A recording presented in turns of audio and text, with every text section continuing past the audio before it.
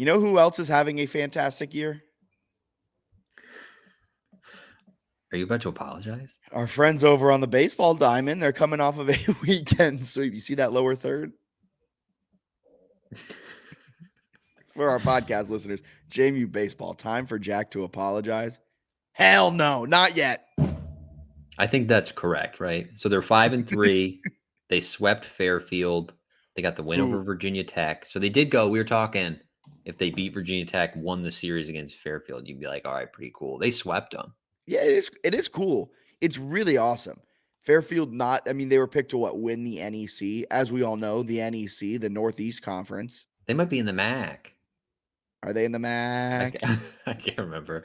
I've been looking up so many random teams in their conferences, but whatever it is, it's like not. They were picked to winish. They were picked to finish first in their conference. Cool. They haven't won a game yet this season. It's early. But Daniel Merriman, he does point out a very important thing. The bats are going crazy to start this year. That's very true. They're batting .311 as a team to start the season. They have 3 different players batting .400 or better in Wyatt Pfeiffer, Ryan Dooley, and Coleman Calabrese. I mean, that is fantastic. Fenwick Trimble is like their big bat in the lineup. He's one of the guys projected to be an MLA. I cannot talk today. Bennett, take it over. They've got MLB prospects on the roster. Trimble's the guy. They're good. I can't talk. But it's early. It is early. Trimble batting .290. He has 2 home runs. Brendan O'Donnell has 4.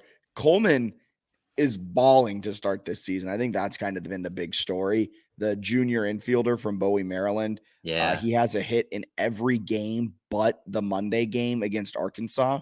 He just raked over the weekend against Fairfield. Had 4 hits on Friday, 2 more hits on Saturday, 3 hits on Sunday. He drove in 3, 4, 5, 6 runs, had 4 home runs over the weekend. I mean, he was the whole offense for JMU. Virginia Tech game was awesome too. They jump out to a 6-1 lead and then blow it, trail 7-6, tie it in the bottom of the 8th on I believe it was a bunt single with the bases loaded. Very normal stuff going on in Harrisonburg to tie the game. Small ball, baby. And then they go ahead. Bob Weiss would be proud. Even Bob Weiss might be like, that's a little bold, guys. Maybe let him swing there.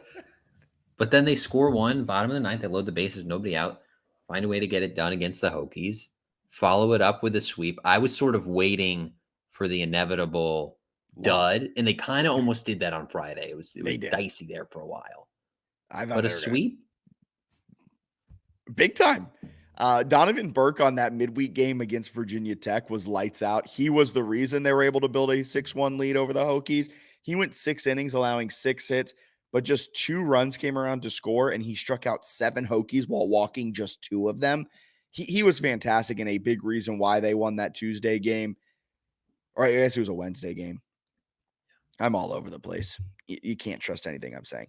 But, I mean, some of their starters are doing very well. Ryan Murphy, a 5.19 ERA early on in the season, but he has only allowed 5 earned runs. Max Cool is doing a good job. Todd Mazzocchi, little struggling a bit to start the season, but he has started 2 games. He started, what was it, the Fairfield game? Yeah, the Fairfield game where that Friday where they hit him around a little bit. And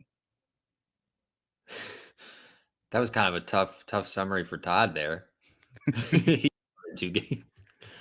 But no, yeah, he's off to a rough start with the first 2, but I think they've thrown him early in those series. I imagine they think he's a Friday starter, yeah. So we'll see what goes on there. They've got Mason on Wednesday. Mason sucks, like real bad. Oh, I thought you meant like Mason, the player for them. No, sorry. They've got because they used to have Mason Dunaway, and you were like, he's I think about to come back from injury per Katie's tweets. I think it was him. So they'll get him back soon. That's good. But they got George Mason Wednesday. George Mason's terrible. Then you got 3 against Cornell at home. Cornell, I think, took 1 from Georgia Tech in its opening series, but they're projected to finish toward the bottom of the Ivy League. You're looking at least 3 or 4 there. You might want all 4. Then you got VMI, Richmond, East I mean, Tennessee, it's a Niagara. winnable start. It's a Winnable great start. start. We have listener questions later. I'm going to do Dom's now for you. I think they have 11 games, I believe. Yeah. Yeah, 11 games between now and the start of Sun Belt play. How many of those do they need to win heading into league play to, in Dom's words, feel good about the trajectory of the team this season? So those games you kind of just went over, but it's at George Mason, then a home series, 3 games against Cornell, then back-to-back midweek games, Tuesday, Wednesday, March 5th and 6th, VMI and Richmond. Then you hit the road to Johnson City, Tennessee, against ETSU, then Niagara, a Tuesday, Wednesday, midweek mini series. You got to win the Cornell and ETSU series. So let's say at least 4. And I think you got to win all the midweeks. You give Am I them crazy 9, for that? 9-2. Yeah. I was thinking like 8-3. Yeah, so 8-3, 9-2. Better than that. I mean, like, yeah, if you drop a game here or there or whatever, but like, I think the only one you can drop is Richmond. yeah, because these teams are not great. So then is this one of those situations? I feel like baseball's RPI is real effed up, where like you can win a game and it still hurts you at the end of the year because the team sucks so bad. Kind of, yes. Yeah, Like so you get they're not positioned to be an at-large team. This is such a bad non-conference schedule that there are. Well, I mean, actually, I take that back because in the Sun Belt, you actually have like good games. and they got Virginia Tech and Arkansas. Yet you lost 3 of the 5 games of those. They battled against Arkansas. You think the committee's not going to say, "Whoa, I'm 6-4 loss"? That's I'm one battle on the board for the Dukes. I will say I'm not going to fully apologize, but I'm very happy to see that they're playing this way, that they're coming out well. I think for me, their offense is outperforming the expectations. I'm really interested to see how the pitching staff holds up and how the pitching staff does. We won't really get to see it, I think, that much in non-conference play, but I'm very excited to see how the pitching does once conference play starts. That even goes over to the lineup too, because they're not facing high-end pitching right now. The only high-end pitching they faced off against was Arkansas, where they were shut out one time, held to 5 in another. Like, so when they faced great pitching, the offense did break through to keep that first game a little close. They did put up 7 on Sunday. So the lineup is capable. I'm very interested to see what the pitching staff does against better bats. No shade at all meant for Fairfield, but Fairfield is a far cry from Coastal Carolina. Pitching was supposed to be a strength, right? Coming into the year. They say that every year. It's true. But a lot of winnable games. They should have a real tasty record going into Sunbelt play. But yeah, the competition obviously increases a good bit once you get into league play. Yeah, I mean, we've talked about every podcast. Coastal, Texas State, ODU. Even, I think Arkansas State started 7-0 with a win over Ole Miss in a midweek. Yeah. All right, maybe they could play baseball. Troy's a baller, and you're finishing the season at Troy. It's going to be tough. The Sun Belt is a murderer's row. I'm excited because 5-3 is better than I expected. It's much better than I expected. I'm waiting with bated breath, though. I think that's fair. It's still early, and it's almost more concerning that they have such an easy stretch where like you just can't stumble much here for 11 games, which is kind of hard. Especially in baseball. Yeah, well, especially like it's cold, and I can't imagine there's going to be like droves of people watching them play Cornell. So you kind of got to like bring your own energy even at home. It's tough. JMU is one of the rare teams north that play so many home games in February and March. Yeah. It's very interesting. It's an interesting approach because most teams up north, they'll play like probably half the amount of games JMU is playing at home. And then the rest will be like down south to stay warm. Like West Virginia started the season against Stetson then came to Charlotte. And I think they'll have another away series. Virginia Tech, something similar. Virginia Tech played Rhode Island at home after starting their season at Charlotte. So very interesting that the first two of the first three series JMU will play are at home. And they got a lot of home games. Yeah. Good start. Great start. I'm not apologizing yet. I will in a little bit if they continue winning. I think my thought, I don't really think you can give a true deserved apology until we're decently into Sunbelt play. I agree. Even if they go 11-0 over the apologies. if they go 11-0 the next 11 games, that doesn't mean anything. I'm going to say that's not an apology. Like an apology is when you start Sunbelt play, like winning your first two series and like looking good doing it. I think you could even get away with no apology unless they make like a regional, right? Because what are you apologizing for then?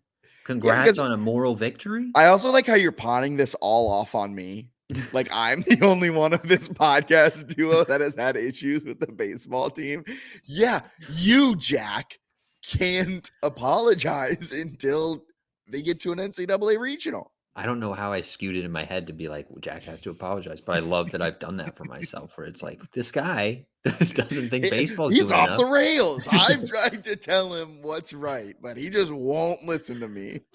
I'm over here like, hey, if they beat Virginia Tech, extend the contract another few more years. They swept Fairfield, give him a lifetime deal. Jack, on the other hand, wants to just fire him yesterday. Exactly. But yeah, they have a lot of baseball left before there are any official apologies. But a very, very strong start. The bats have just been electric to start. It will be exciting to see how they all settle into a routine as this season really gets going.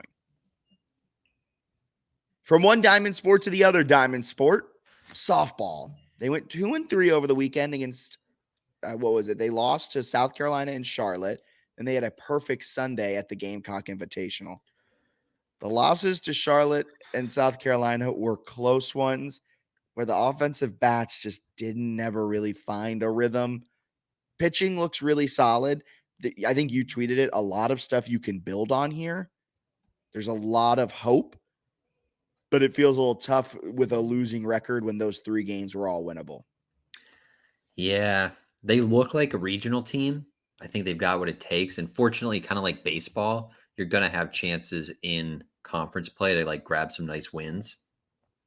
South Alabama wins a good one. South Alabama's pretty good. They're off to a nice start this year.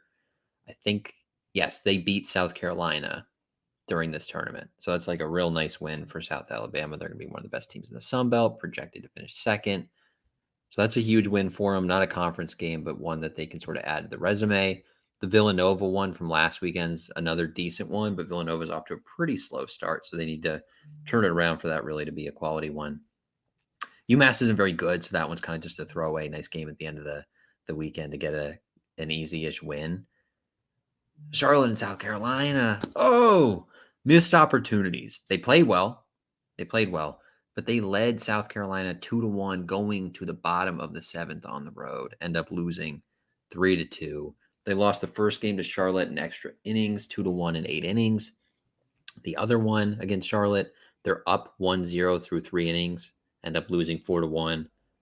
Even if you just get one of those, feels like it would have been huge for like. Well, it's a 3-2 weekend.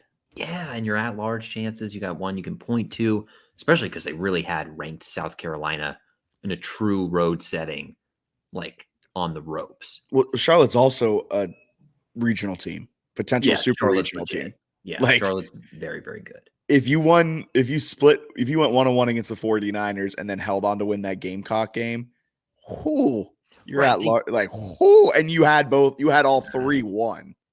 That it's tough. It's tough, but they are playing well.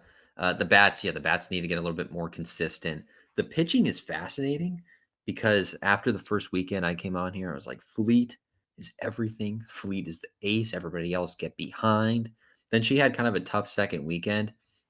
I think she pitched against UMass in this one, started against UMass, if I'm not mistaken. Yeah, she got a win in that one. And then I think she came in relief maybe in the first Charlotte game. She did some really nice stuff against UMass. 6 innings, 9 strikeouts, only gave up 1 earned, 2 runs total. Good stuff. But Peyton List, the Virginia Tech transfer, got a lot of velocity, is proving to be very legit. And Alyssa Humphrey's been phenomenal. She's been great. She pitched probably the best she's ever pitched in a JMU uniform, I think, against South Carolina. It kind of fell apart a little bit there late, but she was good in that one, and she started really strong in the second Charlotte game, and gave up some stuff a little bit after that. But I don't know, that group of List and Humphrey looking really good. You still have Molly Grubb from Virginia and Fleet. Like, it's 4 good ones. So they have the staff to make a regional and do some nice things. At some point, that you kind of have to take advantage of those. Like, this is a great at-large thing because it's hard to win the Sun Belt tournament, right? It's not the CAA. Yeah, I also think with Fleet, she'll settle in. Oh, yeah. She's a freshman. You have a great first week. Your second week might be a little iffy. Third week, come back, find your rhythm again, and then kind of settle into what college softball is like. I think we'll see Fleet really take a few steps forward. And as she gets more experience underneath her belt, her progression will be kind of exponential as we see this season go on.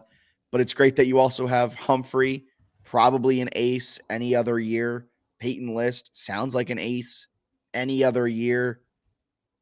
And now all of a sudden they got 3 pitchers that you could argue that over the last 3 years since Odyssey Alexander left, they all would be the best pitcher on those respective staffs.